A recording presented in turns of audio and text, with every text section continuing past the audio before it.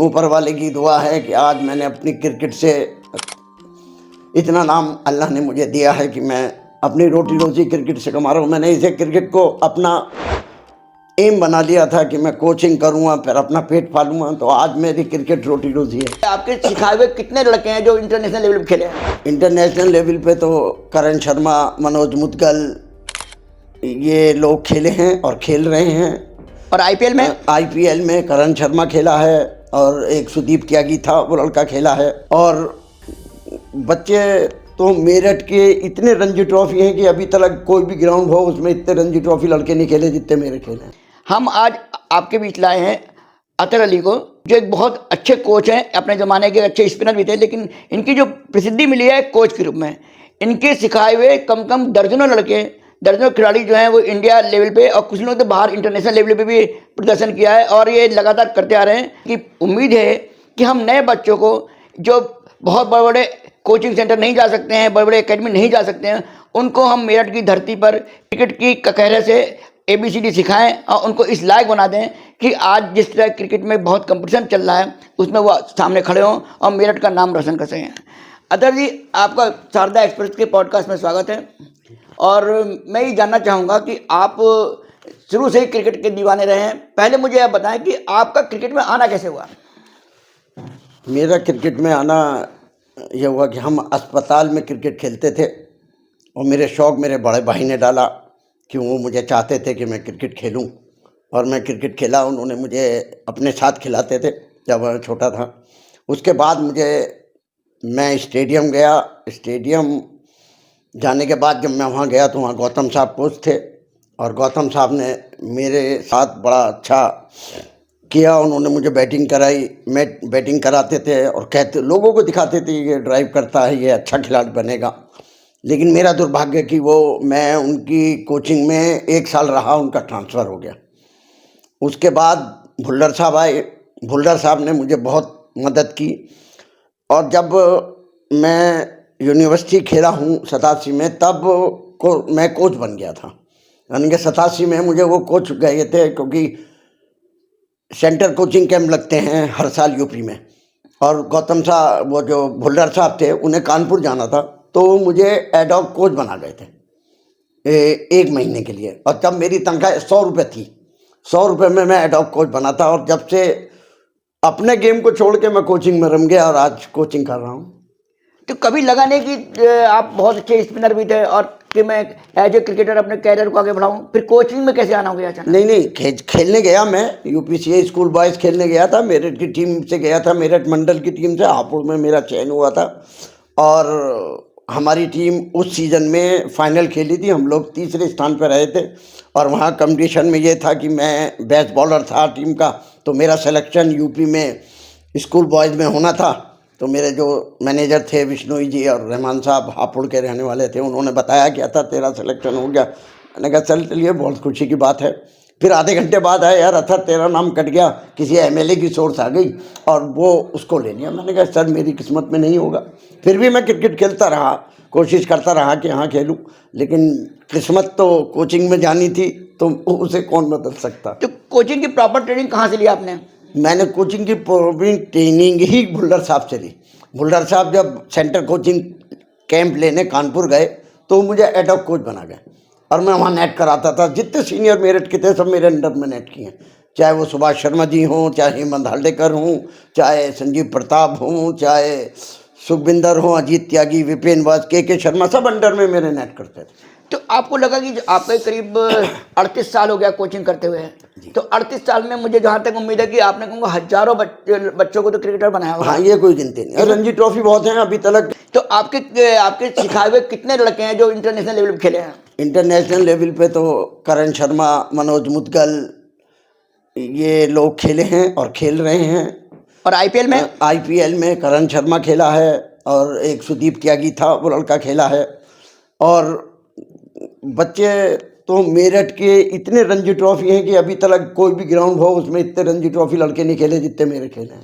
तो इसमें परविंदर भी एक बहुत अच्छा लगा था। परविंदर सिंह को तो चांस नहीं दिया यूपी ने, देर में चांस दिया।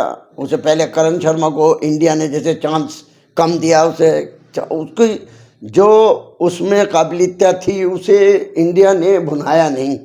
वो आज भी इतना अच्छा बॉलर है कि उसे चांस दे दे तो वो फेवर करेगा और अच्छा तो खेलेगा। आपको लगता है कि जो मनोज मुदगल तो बहुत बड़ा नाम था यूपी रणजी टीम का, तो आपको लगा कि क्या उसको इंडियन टीम में खेलना चाहिए था? दुर्भाग्य है उसे देर में चांस मिला। देखिए यूपी में सबसे बड़ा दुर्भाग्य है कि यूपी की क्रिकेट में बड़ी देर में चांस मिलता है, जल्दी चांस नहीं मिलता। मनोज मुदगल को अगर पहले चांस मिल जाता, पहले विपिन वस्त थे, सुनील चतुर्वेदी विकेट कीपर थे, उन्हें हटाकर उसे खेलना था और उन्हें हटाकर वो खेला।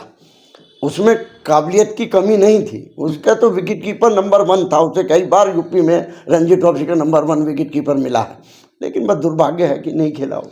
अच्छा, आजकल की जो आपको लगा कि आपके टाइम में 87 के टाइम में जो लड़के हुआ करते थे वो उनके अंदर डेडिकेशन भी था, प्रैक्टिस करने के लिए सुबह शाम आ रहे हैं, चाहे आप कोच के पीछे भाग रहे हैं। अब क्या लग रहा है कि अब लड़कों में क्या वो है रुझान है? अब लड़कों में मेहनत करने की चांस नहीं है, मेहनत करने का जोश नहीं है। जैसे पहले था कि हम लोग अगर मैं 6 बजे पहुंचता हूं, बच्चे 6 बजे नहीं पहुंचते थे तो उन्हें खड़ा कर दिया, लाइन में खड़ा कर दिया। मैं अब जल्दी पहुंच जाता हूं, बच्चे देर में आते हैं। बच्चों का इंटरेस्ट, वो इंटरेस्ट माँ बापों ने ख़त्म कर दिया। माँ बाप ने क्रिकेट में इन्वॉल्व माँ बाप हो गए, बच्चे कम। हर माँ बाप ये चाहता है जल्दी से बच्चा IPL या इंडिया खेले। तो आपको लगता है कि जिस तरह से BCCI ने अभी अंडर 16, अंडर 18, अंडर 19 के बच्चों को भी पैसा देना शुरू किया है, बड़ों को पहले से मिल रहा था, तो आपको लगता है कि क्या ये क्रेज लोगों को क्रिकेट तरफ ला रहा है? नहीं, इससे तो क्रिकेटर बर्बाद हो रहा है। IPL से क्रिकेटर बन नहीं रहे, बर्बाद हो रहे हैं। कारण क्या है? क्योंकि पैसा इन्वॉल्व हो गया, क्रिकेट में पैसा इन्वॉल्व हो गया। जब गावस्कर खेलते थे देखिए क्या मज़ा आता था टेस्ट मैच में, अब टेस्ट मैच ही ख़त्म हो गए। तो क्या आपको लगता है कि ये जो क्रिकेट का क्रेज खत्म हुआ है, या लगता है कि लोगों को शॉर्टकट तरीके से चक्कर में है? ज़्यादातर शॉर्टकट, बिल्कुल सही कहा आपने, ये बात बड़ी अच्छी बात कही कि शॉर्टकट, हर आदमी शॉर्टकट चाहता, जल्दी से चाहता बच्चा खेले, ये नहीं चाहते कि बच्चा मेहनत करे। तो अभी बहुत कम लोग हैं। अभी क्या चैलेंज दिखाई दे रहे हैं आपको क्रिकेट को लेके? मेरठ, जैसे मेरठ जो वेस्टर्न यूपी में जो क्रिकेट है उसको लेके क्या आपको देखिए पश्चिमी उत्तर प्रदेश में मेरठ की क्रिकेट सबसे नीची मानता हूँ। सबसे नीचे? जी, मेरठ में कोई लीग नहीं है। हाँ, लीग ने हर कानपुर में जाइए 78 क्लब हैं कानपुर में। जी, यहाँ पे जो DCA बना रखा है, DCA कोई काम ही नहीं करते, कागजों पे है वो तो। बस कागजों पे बना रखे, कोई काम नहीं करते हैं। देखिए क्रिकेट चलानी है तो आपको लीग करानी पड़ेगी। आप लीग के बूते पे सिलेक्शन कीजिए। आजकल तो सिलेक्शन ही अपने अपने क्लबों के हो जाते हैं, उससे बच्चा कौन सा खेल पाता, आधातर छोड़ देते हैं। तो आपको लगता है कि जिस तरह यहाँ पे विक्टोरिया पार्क है, यहाँ पे विक्टोरिया पार्क के बारे में जहाँ पे जिनके पदाधिकारी लोग BCCI वगैरह से भी, UPC से भी जुड़े हुए हैं, तो उनको क्या लगता है कि क्या इस तरह के जो मैदान या इस तरह के क्या चाहिए, मतलब कैसे क्रिकेट का सुधार हो यहाँ पे? क्रिकेट के सुधार होगा, लीग कराइए। हर अंडर 14 है, अंडर 16 है, अंडर 19 है, 23 है, रणजी ट्रॉफी की टीम ऐसे बनेंगी तो बच्चा निखल के सामने आएगा। बच्चे को मैच खिलाइए, सबसे कम ये बच्चों को मैच ही नहीं मिलेंगे तो वो क्या करेगा। तो आपकी निगाह में भी कौन मेरठ में किसको जो संभावित लग रहा है कि जो लड़का आगे चल के बहुत बढ़ सकता है, क्या भविष्य दिखाई दे रहा है मेरठ में क्रिकेट का? मेरठ का भविष्य क्रिकेट में तो अब कम दिखाई देने लगा जी। अब उससे तो अफसोस होता है कि लोग नहीं निकल रहे मेरठ के, और एक ग्राउंड ने सारे ग्राउंडों को ख़त्म करके डाल दिया। ऐसे नहीं होता। टैलेंट पूरे पश्चिमी, मैं कहता हूँ पश्चिमी उत्तर प्रदेश की आप टीम बना ली है और यूपी की टीम को खिला दीजिए, हम लोग हरा देंगे। इतना टैलेंट पश्चिमी उत्तर प्रदेश में अकेले में है। तो आपको लगता है कि और लोगों को, जो पुराने क्रिकेटर हैं, उनको आगे आना चाहिए? जब वो लोग आगे आएंगे जब भी, तो वही लोग तो नीचे हैं। एसोसिएशन ने किसी रणजी ट्रॉफी को बुलाते ही नहीं है भाई। जितने यंगस्टर हैं, अखिल त्यागी हैं, मनोज मुदगल हैं, अहमदुल्ला हैं, नज़र खान हैं, ये लोग हैं, परविंदर सिंह हैं, इन लोगों को आगे बुला के करना चाहिए। ये है। मनोज मुदगल सेलेक्टर था, उस सेलेक्टर ही नहीं हटा दिया, तो इससे तो हमारी लोगों के पीछे पड़ रहे हैं। मेरठ वाली तो कैसे होगी? तो आपको लगता है कि मेरठ में कानपुर की तरह मेरठ को भी सेंटर बनाया जाना चाहिए? बिल्कुल सेंटर है मेरठ। जब आप रणजी ट्रॉफी का मैच करा चुके हैं, रणजी ट्रॉफी हमने 1985 में मैटिंग पे करा दी थी, कंपनी बाग में हुई, आज विक्टोरिया पार्क बन गया, वहाँ होती है। तो इसका मतलब कि अभी मिलजुल के प्रयास करना चाहिए, नहीं तो कितने आधार हैं अभी मेरठ में जो क्रिकेट के लिए कुर्बान हैं?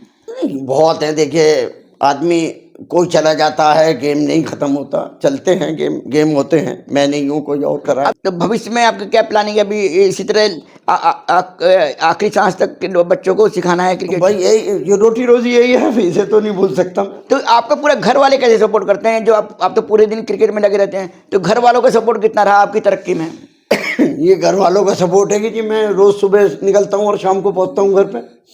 तो पूरा सपोर्ट था। ये सपोर्ट है, मेरे बड़े भाई का बहुत सपोर्ट है मेरे पास। अभी आपने देखा अतर अली जो बहुत कर्मठ और बहुत ही जुझारू और बहुत ही प्रसिद्ध कोच है और ये अपनी तरफ से पूरी कोशिश कर रहे हैं कि मेरठ का नाम जो एक ज़माने में बहुत ऊंचा था क्रिकेट में दोबारा लाया जाए। तमाम तकनीकी कारण भी हैं और पॉलिटिकल कारण भी हैं और तमाम शासकीय कारण भी हैं जिसके कारण क्रिकेट बजाय ऊपर जाने के नीचे आ रहा है। लेकिन को उम्मीद है कि अगर पुराने खिलाड़ी जो रणजी के खिलाड़ी हैं वो अगर आज एक साथ पहल करें तो मेरठ का क्रिकेट फिर एक बार उभर के ऊपर आएगा। और लोग इनका दावा है कि अगर बेस्ट यूपी की टीम बना दी जाए तो यूपी की किसी टीम को हराने की क्षमता रखती है। और अतर जी के साथ आए और बहुत अच्छा लगा। Thank you.